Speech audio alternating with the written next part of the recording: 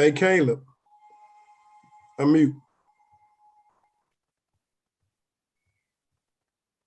Are they not able to? Caleb. Yes, sir. Yes, sir. Hey, that link work? Did you have problems getting in? No, I did. Yeah, I don't know what's going on. Yeah, so sorry everybody for the confusion. Oh, okay. Uh-oh. Yeah, sorry for the confusion, guys. What happened was we got that coaching class and I changed the password one, and it seemed like it changed the password for everything. So I got to figure that one out. Apologize for the tardiness. Priscilla was prepared to brief tonight and to present tonight.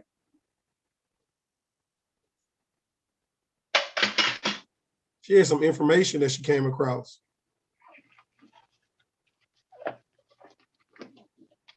Okay, well, man, I hate she wasn't here, but hopefully, she'll tag in next week. All right. Guys, look, it's 9:21. So I know that the time is off and I gotta fix that problem dealing with the links or whatever happened. Caleb, I thought that you probably gonna Holmes, how you doing, Holmes? I'm great, man. I'm great, man. How you doing? Everybody all right? Everybody good. Glad y'all back. I know that today was one of them days that probably will be iffy anyway, dealing with everyone since it's Memorial Day, and it probably be people probably be busy doing some things. But nonetheless, not letting me sign in. I don't know what's going on, man. Some other folks said not letting them sign in as well, and I just sent the new link out. Yeah, I don't know what they got. I don't know what's going on. I have to figure out that one. Look, just FYI, we are on Facebook Live. It should be a short second, but I do want to go and throw out there. We did have a few people sign up for the coaching subscription. I think they're pretty happy and excited about it. We definitely got room for a few more people. The goal is not to have too many people, but have a good crowd so that everybody can have an opportunity to learn from each other. And if we have a few more people that would like to be a part of the coaching subscription, it's definitely an opportunity to still jump on. We record everything so that we can catch you up. It's only one night went by so far. For those who don't know, the price of the coaching subscription for wholesaling is just for wholesaling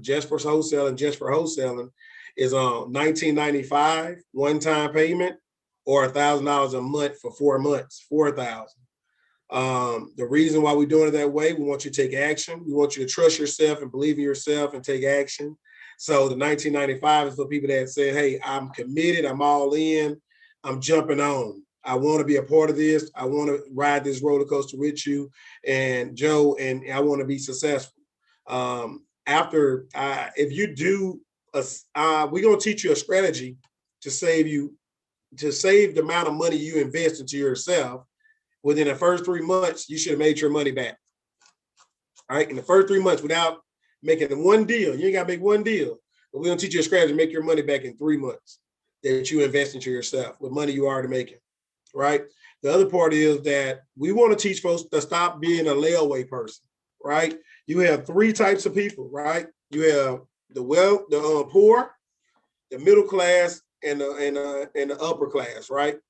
So the poor don't have enough money to invest. They don't have the resources, right? They have nothing to lose. The middle class, they have enough resources just to stay above water. Every time they get paid money, they pay on the bill. They pay on the car note. They pay on the house note. They pay on the credit card bill. They pay on stuff, right? And then you have the upper class.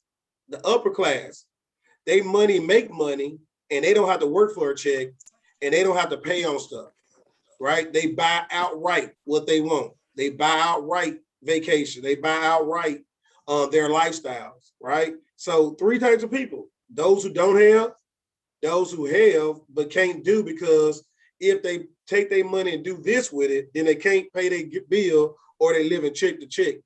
And then you have the upper class where, hey, everything works out. They can do what they want to do, and other people money pays their way. Priscilla, just to do you just do you a solid, Priscilla. We'll let you do it next week. I know we had some struggles with the login and the link and the password, and I'm sorry, Yes. sorry. Yes, I'm so sorry. And I still can't get on my laptop. I don't know why. Yeah, it's all good. Everything happened for a reason. Joe kept trying to tell me, hey man, we need to cancel the class for Memorial Day. These people want to have they chicken and hamburgers and they French fries. I was adamant about, hey, it's good. It's good. We're gonna make it happen. We're gonna make it happen. But I'm just taking advantage of it right now to go ahead and do another pitch to get the last few people for the coaching call. Definitely we had several people volunteer to say that they will, put their name on a list to say they were going to sign up. And then, of course, when it happens, things happen and they had other things to come up and they said they need a little bit more time. So we're definitely going to allow some more people to join us within the next week or two so they won't get too far behind. And we encourage them to, not only because we want to have a nice, solid group, but the more people few people, but the more people we have, that doing actionable steps, the more we can learn from each other. And that's what we try and do, learn from each other in this group. We can, with the folks on, I'm sure they'll be excited about the fact that that you kind of threw me a bone with a young lady that had a situation. You kind of want to tell the story a little bit? Yeah, I will. So most of you all probably already know that I'm a licensed real estate agent here in Shreveport with Keller Williams Realty. So another agent called me, and she is actually a realtor in Houston, but she has a family member with a property here in Bossier City. And so she called me wanting to reach out to me to possibly refer the property to me as a listing. But she initially really just wanted to find out what the property is worth, get some comps for the property to kind of see what other properties are selling for in this area, and to really kind of see how long it will possibly take to sell the property and stuff like that. What type of, I guess she wanted to really kind of see what type of work they would need to put into the property. So she called me about it, and just in talking with her, she, kind of told me that the property is near Jack Quarters in Bossier City, and that right now they're currently renting it. And when she described the property to me, just kind of off of what she was saying and knowing that area and what the property was renting for, I was like, this probably is not going to be a very high dollar property. It's probably going to be kind of on the low end. And she might not really be in a position to sell it with the realtor, because there probably wasn't going to be much room for the closing costs, the commissions, and everything else that they would need to pay to sell the property. So I really couldn't find where the property had been sold in the MLS. And I didn't necessarily have the bandwidth and the time to do all of the legwork and trying to manually comp out the property. So I told her, look, well, I can, tell you this. I do have somebody that works on the wholesaling side. And she kind of already knew. She was like, if you, don't think I'm going to really be able to list it with an agent, then I will be interested in talking to some of your investors or potentially wholesaling the property. And so I, at that point, talked to her about LT, told her about him. She gave me a call back about a week later and told me that she wanted to go ahead and get connected to him so she could talk to him about the property. So I talked to LT about it, gave him a little scenario about what she was trying to do, what the property price range probably would kind of be like and where it was. And she reached out to him, and I made that connection, and now they're talking. Thanks, Priscilla. Yeah, that's awesome. I appreciate it too. You're welcome. So the most important thing that I get out of this, guys, I'm saying I'm wholesaling and a realtor. I'm working with two different realtors in two different states on a deal because I'm not trying to be in competition with them. I'm not trying to take from them. They're not trying to be in competition with me. They're not trying to take from me. We said, hey, this is a person that's got a problem, and we trying to figure out what's best for that person to fix it. It's not about me. It's not about her. It's not about anybody besides the pain point that's in place. And that's why we're trying so hard to understand, help folks understand that we're not in competition, guys. We got to work together because just like Priscilla throwing that bone at me, well, if we close on this deal, I'm going to have to pay her referral fee because she referred the document to refer something to me. She rightfully deserved that. That's a fee that she deserved. If you go, we promote restaurants all the time. Hey, go eat here, go eat here. We get nothing for it. Yeah. But guess what? If you ask that restaurant, do you have an affiliate program? And you say, anybody I refer to this restaurant, if they use this code, can I get paid? And then most restaurants will be like, yeah, sure. But you never ask. So it's not illegal to get a fee for referring people. That's perfectly legal, right? The other part to that is the people want good eating and you want to help people. The people want good eating and you want to help people. And you want to help folks find something good. You just the middle person that connected these two people together. So let me give y'all the background on that. Just like Priscilla said, she tried to run comps on the house and couldn't even find no real good comps or nothing. And when she did see the comps, she didn't see nothing worth, no meat on the bone. The young lady that I talked to today, she told me I'm new best friend. When I talked to her, I said, look, ma'am, this is the deal.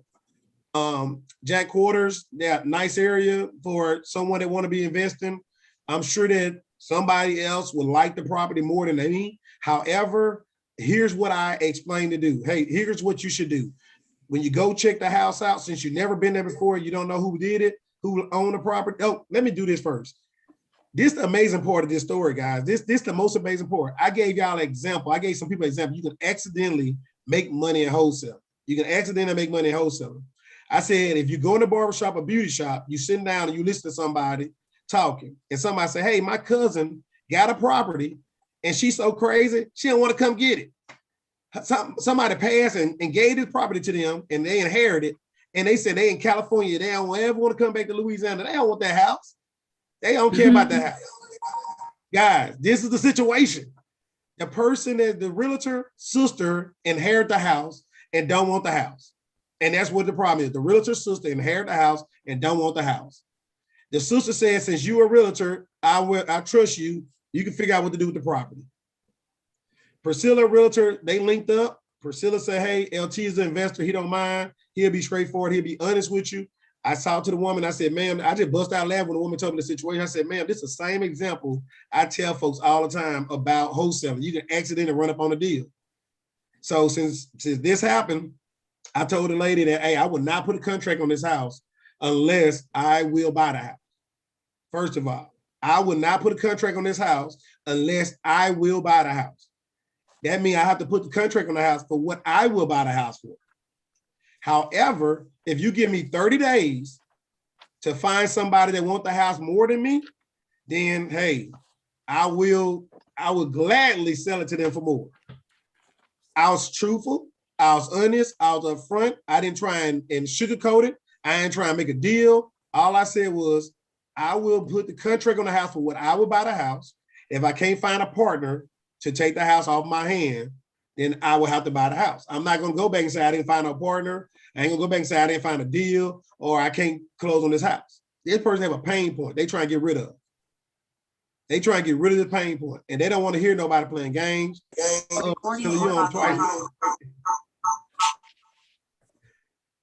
She getting off the phone, y'all. Trying to say on the phone. Sorry. No, I finally got my laptop to connect. I'm sorry. So it's just reverbing.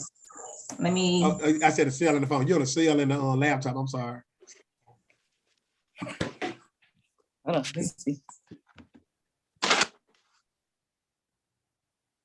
All right, I muted you. All right, so guys, that's a real life story. That's what happened this week. I'm excited about it because it just feels good when you can tell a person something in front of everybody that this can happen. And then for it to happen the next week, I mean, literally the next week, that the same situation happened where a person is out of town, they don't want to come back, they inherit a house with a tenant in it, a tenant in the house, guys. Somebody rent this house. So The situation is just as I explained it, and I just promise you, I threw it out in the air, and I'm excited about it because now, because of Priscilla hearing the story that I told her, and she shared it. Hey, she thought about me when the deal came, and then now the opportunity to help somebody out is there. So this going forward, I told the young lady, since nobody never been at the house before, a tenant in the house, they don't know who the tenant is. They understand a woman, they inherit the house. I said, call the police in Boulder, ask them to meet you there and do a safety and welfare check. Bring your documents to show that you own the property and that it belongs to you. When the police pull up, show them that, hey, this is the situation. I'm coming into a safety and welfare check on a home that I own, and I want to go through it, and I want to make sure that nothing happened and the peace is not disturbed. And I just want you here just in case anything can happen, because they don't know the people, right? So she like, you my new best friend. Thank you for that information. And she's a realtor in Houston. Still, I was able to give her a little advice. Did I do this before? Yes. I had a house in Mississippi. I had tenant that got, injured in front of the house. The house was vacant for a little while, quote unquote. Some people living in the house that didn't supposed to be living in the house, squatters, basically. And I flew into Louisiana to drive to Mississippi to take care of that house and board that house up and get people out. As I got on I-20 driving to Mississippi, I called the police in the Mississippi area and said, hey, I'm going to this street. I would like somebody to meet me there. Any kind of officer meet me there to make sure I'm safe. The officer met me there. I tried to prove to them that it's my house and then they had my paperwork in my hand. He said, sir, I believe you. I trust you. It's okay. All right. And that was it. And guess what? I told him I got a gun on my side because I didn't know if you were going to make it. He said, that's your gun. That's your business. Do what you do. I explained to him that I didn't know if he was going to make it or not. So again, guys, that's a way to do things. I ain't saying that every state and every city got the same rules or laws, but if you call them and ask, then you'll find out. All right. Now, I also told the young lady, and just for food for thought for everybody on the call and anybody that's on YouTube, please like, share, and subscribe. Thumbs up. I need to remember to do that every day. Priscilla, you're going to have to start tapping me on the shoulder and say, do that. Nah. So also, what have I say? Oh, I told the young lady when she get to the house, take pictures and video house. Video the front of it, the inside, and then take it on the outside and video the outside. That way, if I don't buy the house, I'm still educating on her how she can help other people out. Because she live in Houston and the house is in Boulder City, and they're not going to be driving back and forth. So all you have to do is just tell people up front, this is what you need to do. Record the inside, record the outside. Take pictures of the outside, take pictures of the inside. When you take pictures of the inside, try and get in one corner and take a picture of just all of it. Then go to the opposite corner and take a picture of the other side. You ain't got to hold the camera all sideways. Keep it long ways, just like you, long ways, horizontal. Vertical. I'm sorry, vertical. Don't do a horizontal. Vertical. When you go outside, go to the left corner, take a picture of the whole left corner, the sides and the side. Go to the right corner, take a picture of side and side. Go to the back corner, the right back corner, the left back corner. You see everything. Real simple, right? You save those pictures. Now you got good angle shots. A person can actually walk through the house and see it. And then, when you're taking your video, when you video in the house, walk through it slowly. Try and do 1001 with the steps, 1002 with the steps. That way you ain't running through the house so fast and get folks dizzy. I've done that before. Got in the house just walking through regular speed and everybody like, I'm dizzy. I don't know what happened. So try and say 1001, 1002 in your head. Mute your mic on your phone as you walk through the house so people won't hear your footsteps, won't hear the floors cracking, won't hear you talking or breathing hard or anything. So mute your phone, turn your volume down, like mute your phone, turn your video on, put it back at, somewhere around shoulder level, the camera, and just walk through the house and record. Right? So that's another couple steps. So we just taking advantage of a moment, guys. I'm sorry for everybody with the bad connections. I'll figure out the link thing. I have to figure out how to get these link things to work a little bit better. I hope I don't have to change the password every week, but we'll figure it out. It's my homework for me. All right, that's all I got. But what questions y'all have based off of what we shared, dealing with the potential wholesale deal that and a referral from a realtor and working with another realtor. And so this right here, cut out the things about realtors and wholesalers work against each other. Right here, this cut it out. This right here is for everybody out there that think that if you're a realtor and you're a wholesaler, y'all can't work together. Because a house that don't have skin on the bone, that house is a pain point to somebody, and that realtor ain't enough skin on the bone, ain't no skin on that bone for them to eat. So why go at them and raise the price up and hurt the person from selling the house? Throw it to an investor so they can get it. If I go and find a house off market, because I'm marketing in a certain neighborhood, the people call me and say they want to sell a house, and their house is nice, and they want to sell it for retail. Guess what? If it's in Priscilla area where she can get to it, I'm throwing the ball back. Hey, here's a home. Here's the situation. This house is a nice home, and she won't retail price for it. And if she can't do retail later on, maybe she'll come back to me. But right now, this is yours. If you can sell it, I hope you can help these people get rid of their house for the price they want for it. Again, no harm, no foul. It's work this for that. I'm giving that to you because, hey, you threw bones at me. When a house is all tore up, regular in the neighborhood that's down, hey, you can't get retail for a house with no roof on it. You can't get retail for a house that, hey, every wall in the house got a hole in it. You know why? Because FHA got rules out there. Fannie Mae got rules out there. People got rules about a house got to be in certain kind of condition to sell on market. Or for a loan, shall I say? Well, a loan, because you can sell it on the market. You can do for sale by owner on Zillow, and that's a market too. I don't want to misspeak, but it's just you need certain things to put a loan on the house. And then, guys, one more nugget before I shut up. If your house is less than 55,000, the chances of fair housing laws for to get that house sold with a loan is almost slim. It's very slim. You have to have some a creative bank that does work with investors to buy that house or get that house for you. Because the fair housing law saying the fees for buying a house cannot be more than so much of the house value. So much of the house value. So if you got a $55,000, less than $55,000, you got a $40,000 house, and the fees for closing costs going to be like $6,000 to $5,000, it's too much of a percentage of that house.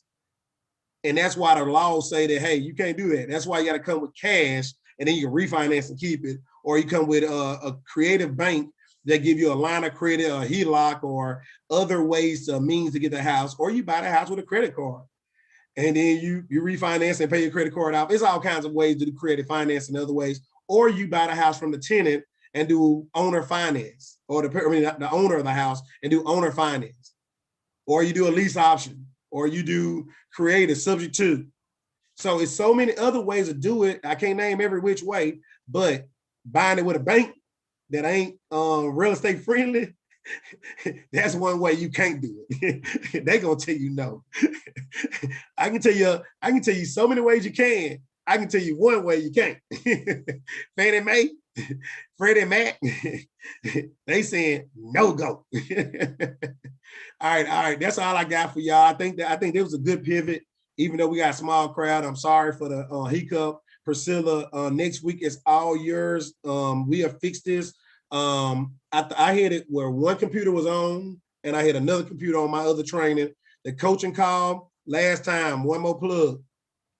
We're looking for a few more people to sign up with the coaching call. A few more people, right? We don't want a huge crowd, but we do want a crowd big enough that people can take action and learn from each other. The more people that's in that group, the more we can learn from each other as we grow. The price is $19.95 one-time payment, or $1,000 for 4 months. It's a 6-month program. The reason why it's two different prices, we try to get you out of the mindset of paying on stuff. We want you to pay stuff up front and trust yourself.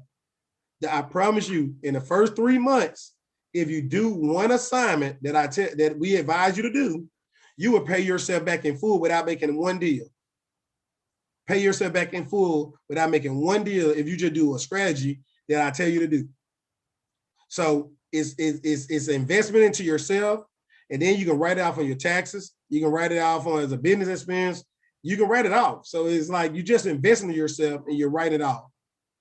Knowledge is power, but knowledge is just applied knowledge is power, right?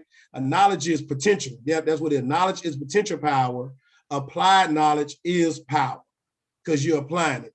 A car can go as fast as you want to go. It don't do nothing until you press that accelerator, until you press the gas. That's what take it off. The car got so much potential. You can start the engine up, it's got potential. But once you press the accelerator and put it in drive, it take off. So guys, you got to take action. And if you get the knowledge, we want you to apply it so that you can win.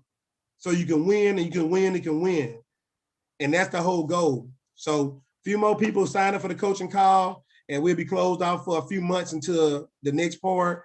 I just don't want everybody to miss out on this wave. I know that I came across very strong about saying who I didn't want to work with last week. And definitely don't want to work with anybody that think it's going to come for free or that, hey, I just paid and then I'm going to make money. You got to take action. That's the only thing I can say. You got to take action. You got to take action.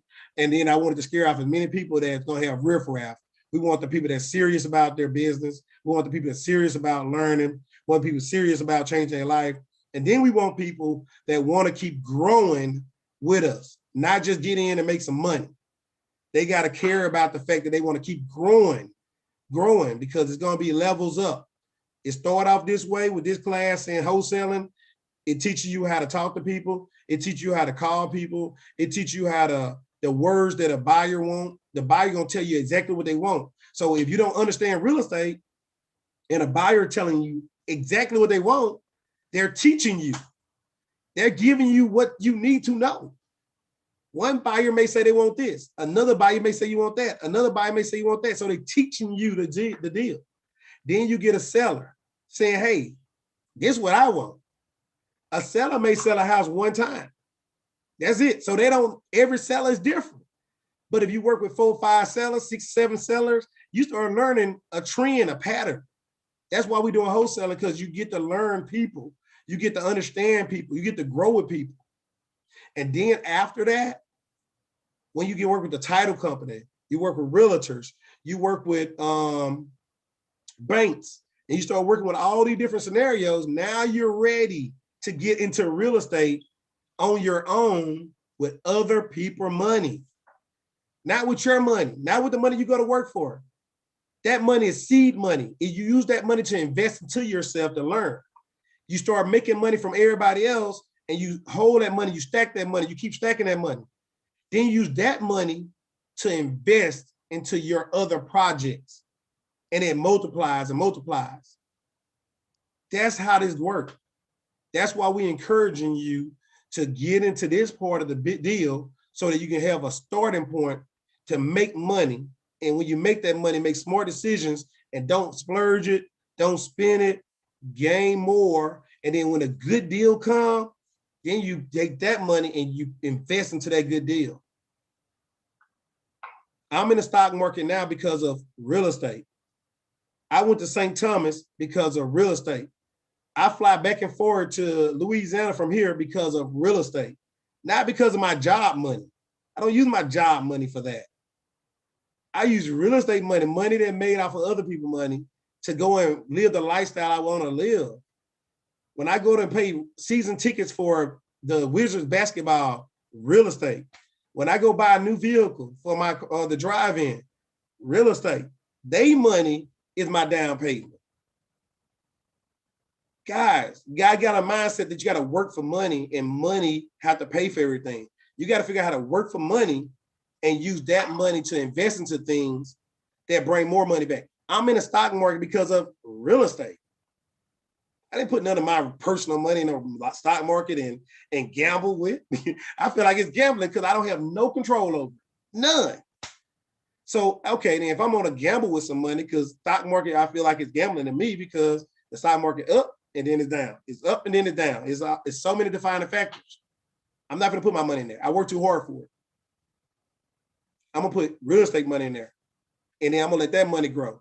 And I don't care if that money don't grow today. If it grow 10 years down the road, it's an investment. I'm using investment money to keep investing. All right, that's enough of that. I'm at 9:49. So I'm gonna open the floor up so y'all can do questions and answers. Like I told y'all, even though we started the coaching call, Monday, the regular call is still just important. Still gonna give out as much information, help other people and grow people. So the floor is open.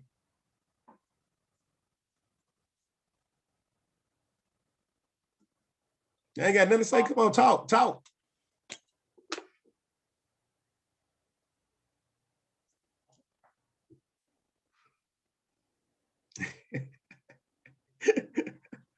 Priscilla, I ain't want to talk.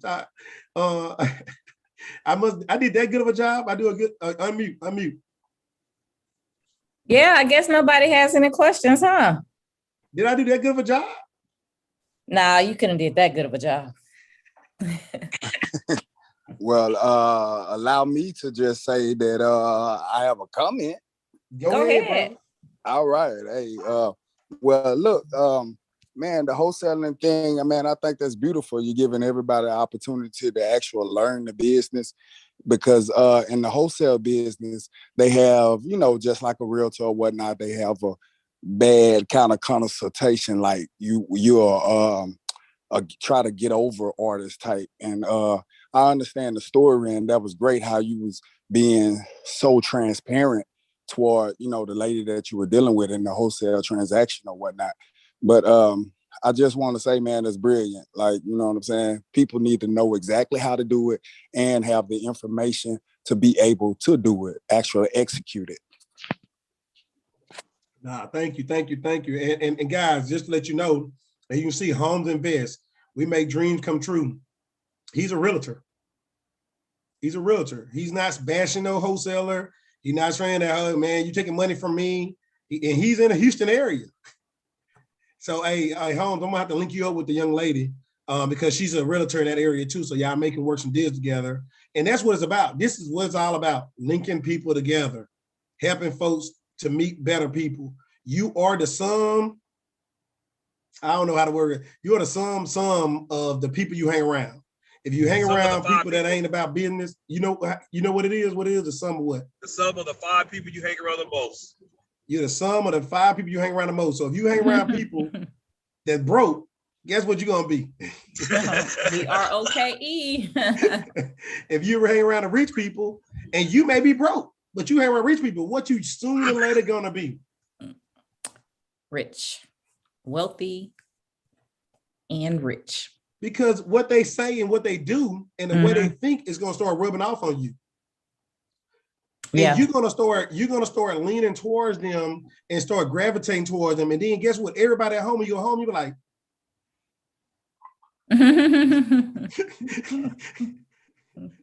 you're gonna be like, why we think like this?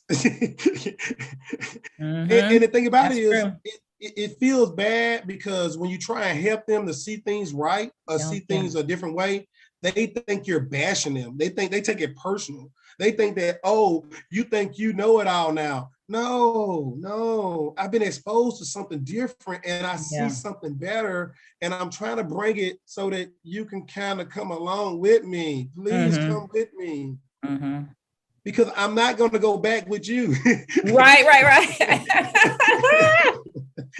I had one of those conversations this very weekend. I was with 2 of my best friends, and one of them is the young lady that I had you to invite to the call to put on the list. And she is an investor as well. We started out, separately, but where we both are now, we both have a couple of properties and have some experience. And so I was telling the 2 of them that the 3 of us need to do something together. Since, we're best friends, we need to find a way to invest together so that we can make money together and elevate each other. And the friend that's the investor, when I was talking to her about flipping properties and partnering together, she understood, what I was saying. But the other friend who didn't, it's like she didn't get it. She was like, so Priscilla, that means we all have to have the same amount of money and put in the exact same amount of money to do a deal. I said, no.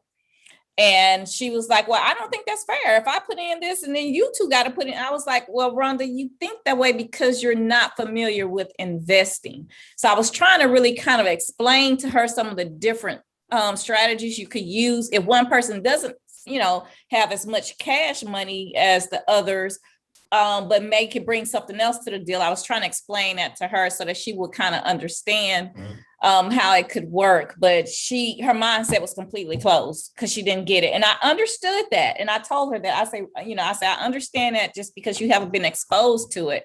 So just after that whole conversation, I'm like, I love her to death, but I just don't think at this point she would be a good person to go into an investment partnership with, and it could damage our friendship because her mindset is totally different, and she does not even have the beginnings of a investment or business strategic type of mindset right now. I think she's got to get kind of educated a little bit to really start to shift her mindset. So that's so true. Absolutely. Thank you for sharing that. I mean, it is what it is. I mean, I've been, guys, I've been doing this for over a year now. We've been on the internet since June last year, guys. It'll be a year tomorrow, pretty much. And I've invited over, I sent out a lot of text messages, a lot of emails, and some of my Masonic brothers and some of my frat brothers that A5Q, and I'm just calling them out. I mean, it's a couple other guys that have not gotten a call. And I'm like, are you serious? Here I am trying to help other folks. And I want to make sure I invite people that's a part of my circle. And they're not getting on the calls. And guess what? I'm not mad at them. I am disappointed with the fact that, hey, if you ask me for money, then I'm looking at you like sideways. You can get the same money I'm getting. Don't ask me for nothing. The opportunity is here. And I've been trying to get you on. So that's the only thing different is I'm like, I don't ask me for nothing. I'm giving it to you.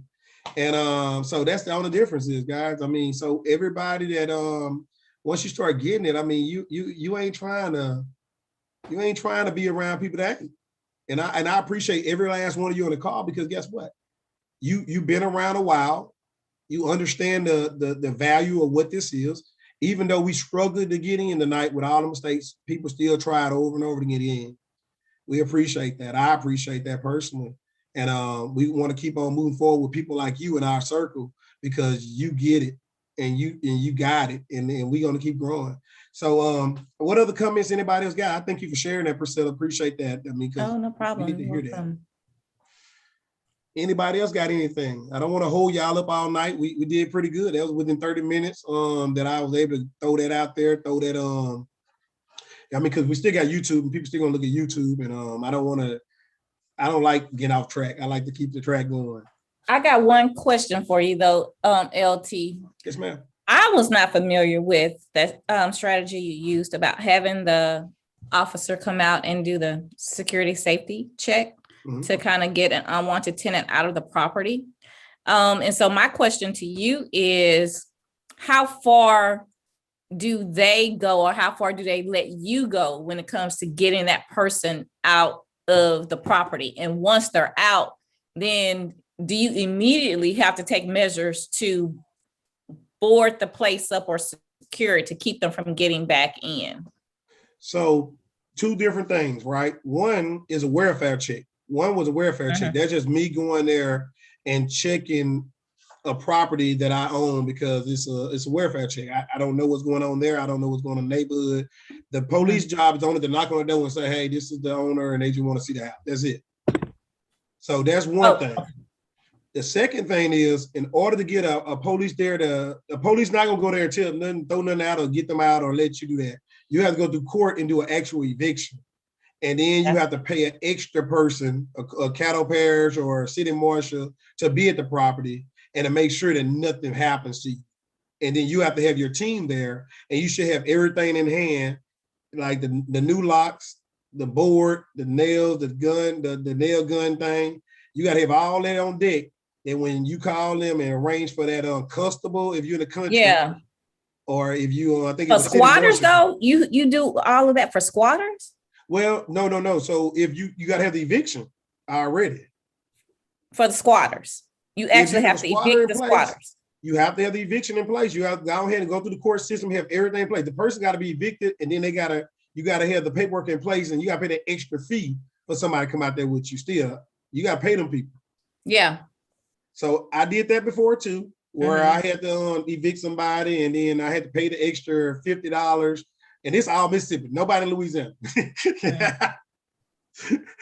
So if you invest in Mississippi, you got to have your mind right. But I did all this in there. So I did the constable. I think the constable had to come out there. I paid like extra $50 for them to come out there, and he was so nice because the people was on bed rest. People was on bed rest. So he came to the house. He let me in. He knocked on the door. He walked through the house to make sure it was safe for me to come in before I came in. And he came back out and said, "Mr. Williams, here's the situation.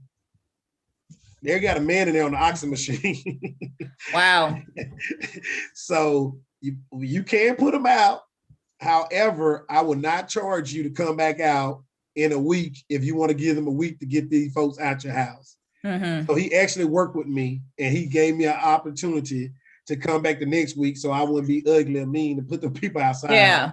But this was literally like, I want to say 9 months of not getting paid. Wow. So it's not like I didn't work with them already. Right, yeah.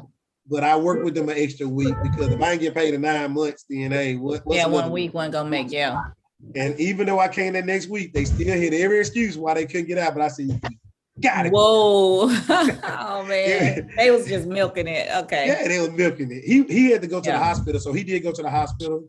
And that's why I went ahead and said, get out. I locked the doors up. Yeah. I said, take what you can grab. But if you don't grab it while we go lock the back of the windows up. Right. Yeah. By the time we get to the front. Yeah. That's it. Okay. That's where we at with that. What other part? So that's one thing. So the other folks wasn't squatting that. Like I said, they were squatting, but they wasn't. The tenants moved out. They left their kids in the house. What? Yeah, they had grown kid, and he left him in the house. So he was squatting because he went on my rent. He went on my road. Yeah. But luckily, when I came there, he wasn't in there. So I was able to knock everything up and lock it and do what I need to do. Okay. So that's how that happened. So if it was more to it, I would have to go get another court order, get another eviction just for whoever living there and prove that they squatting. And thank God I ain't have to do that. Yeah. Okay. All right. What other questions? Winston, I see you finally joined us, man. You got to call me so we can talk and chit chat about that. A chit chat about everything, man, and make sure we on the same accord.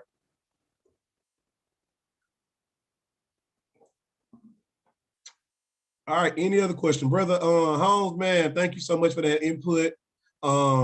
Vincent, thank you for correcting my my analogies. Because I was trying to figure out it. I think it was similar to that. Right. No, not a problem, man. Not a problem. And Caleb, man, I know you wholesaling right now, and I know you working with the champ. The champ is there, the champ. But you know, you can. I hope you that deal that you got going on with that being a PM, property manager, a PM, man. I hope that's still working out for you. Oh yeah, it's working out for me, man. Actually, you had this call helped me out. You know what I'm saying, as far as the eviction, because I got one coming up on tomorrow actually. So I got to deal with that tomorrow. Okay. Good luck. Hey man, document. Have all your paperwork together. Keep a record. Write down the times you talk to them. Write down the time you text them. Write down every communication. Use Google. If you're not using Google, use Google Voice to communicate. Why do you do that? Because Google Voice translate every communication to an email. It's time stamped. If they leave a message on your phone, excuse me, if they leave a message on your Google phone, it translates into words. And it's just awesome to use Google Voice. I mean, it's free. It is FREE. So I like to give out as many gems as I can.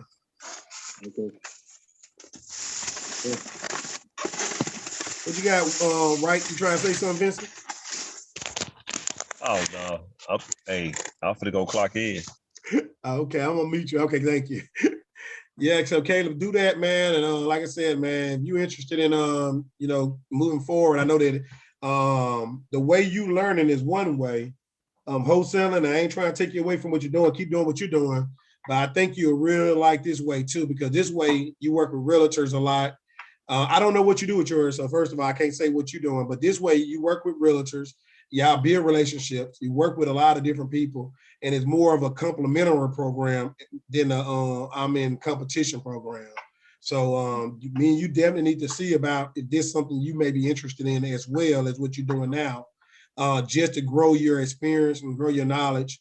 And I think from me and your last conversation when we first met at the house the other day, I think that you would really benefit from this angle of the business because you already shared with me kind of how you do the business right now.